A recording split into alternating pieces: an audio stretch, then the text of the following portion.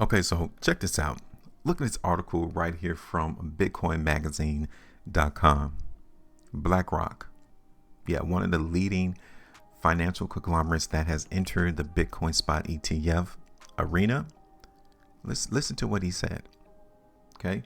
In the aftermath of the recent Bitcoin ETF approvals, BlackRock's Larry Fink revealed that soon everything will be, quote, ETF'd and tokenized, threatening to fractionalize not just existing assets and commodities, but the natural world, reducing most living things into Wall Street financial products to be traded on a single universal ledger. This is a person who is a CEO of a company that has almost billions, hundreds of billions, almost maybe $1 trillion assets under management.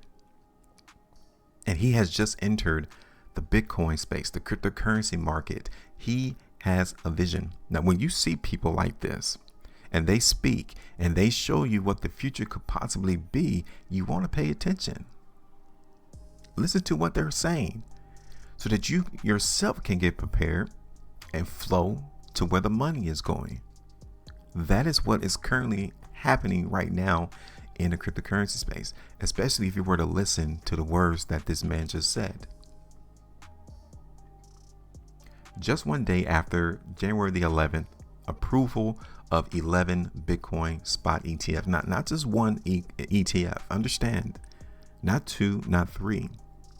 There has been 11 Bitcoin spot ETFs approved, including BlackRock's iShares Bitcoin Trust, IBIT. Now, Larry Fink sat down with Bloomberg's David Weston to discuss the implications of the world's largest asset manager entering the Bitcoin market. Not one to mince words, Fink articulated a clear framework for his company's approach to Bitcoin, and furthermore for BlackRock's intention to replicate similar ETF products for other assets. Oh, other assets. Think about it. Not just cryptocurrencies, maybe gold, oil, real estate. Yes, real estate. Fractionalized actual real estate.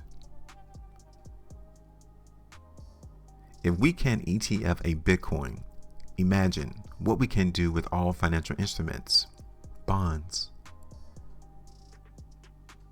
Fink continued, speaking about Bitcoin itself, stating, and I quote, "I don't believe it's ever going to be a currency.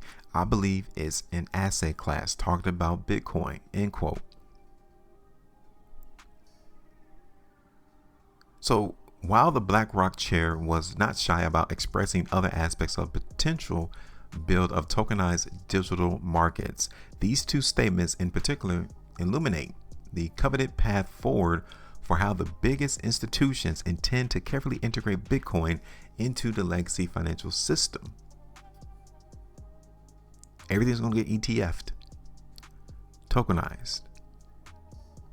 Fink even went so far as to turn the abbreviated noun ETF, an exchange traded fund, into a verb, gloating about transmuting the Bitcoin protocol into just another speculative commodity.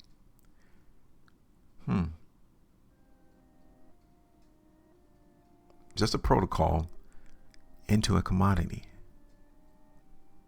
Just code into a commodity. Think about that. If Bitcoin, which is simply just code, a ledger of ones and twos, of zeros and ones, and turn it to a commodity, think about all the other software programs out here. Could you not commoditize that as well? All of the efforts of miners and nodes across the world to decentralize trust in issuance and settlement reduced to a paper offering by their iShares division. Let's cut the red tape. Here's the video right here on YouTube. The biggest players in the United States dollar system are all but clamoring over each other to offer such products to their retail customers understanding that this axiom neuters Bitcoin as a viable currency capable of competing with the day-to-day bargaining and settlement utility of the dollar. There are many reasons to believe the US dollar system has much to gain from a dollar-denominated appreciation of Bitcoin, but significantly less so if the protocol itself is capable of serving the everyday transactional needs of billions across the globe. Yeah, the fight for transacting e-commerce is between Bitcoin and the US dollar. That's why, the United States is so concerned about Bitcoin and how it's such a threat to the economy of the world. Because there's no centralized government who can control Bitcoin. You can't shut it down as a centralized point of control. No one can single-handedly shut down Bitcoin. As long as there's internet and devices connected to it, two individuals can transact with Bitcoin without getting approval from governments. One of the most common rebuttals to the claim that Bitcoin cannot scale to become a functioning currency is the Lightning Network.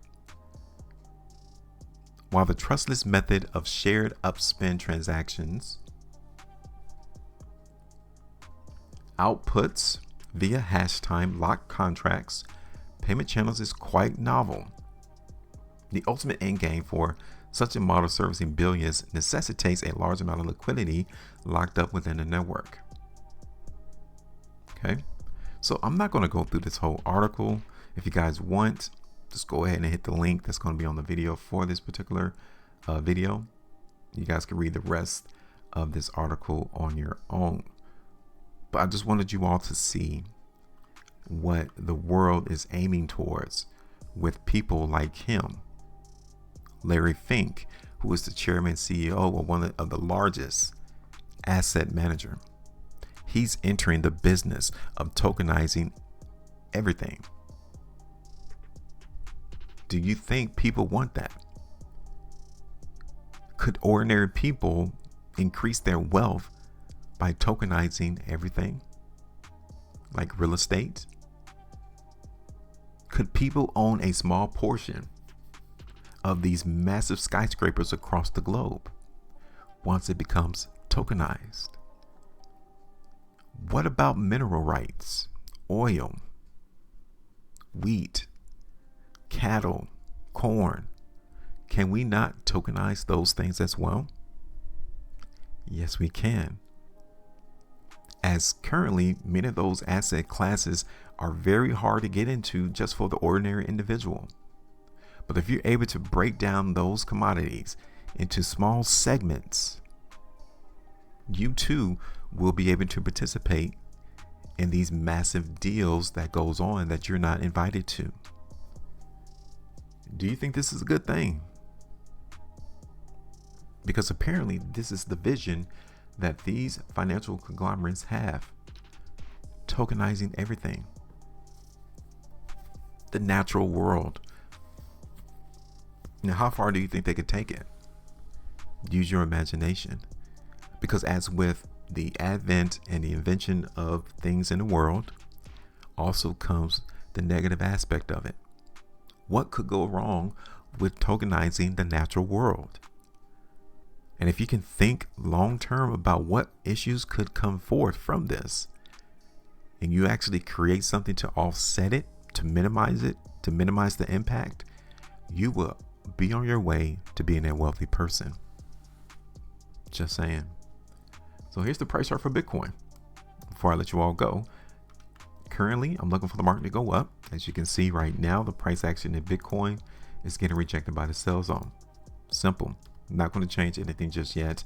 I really wanted to talk to you about what these financial institutions are planning on doing with Bitcoin as the start, to then reverberating across the world in tokenization. Give me your thoughts. Make sure you maintain the profitability.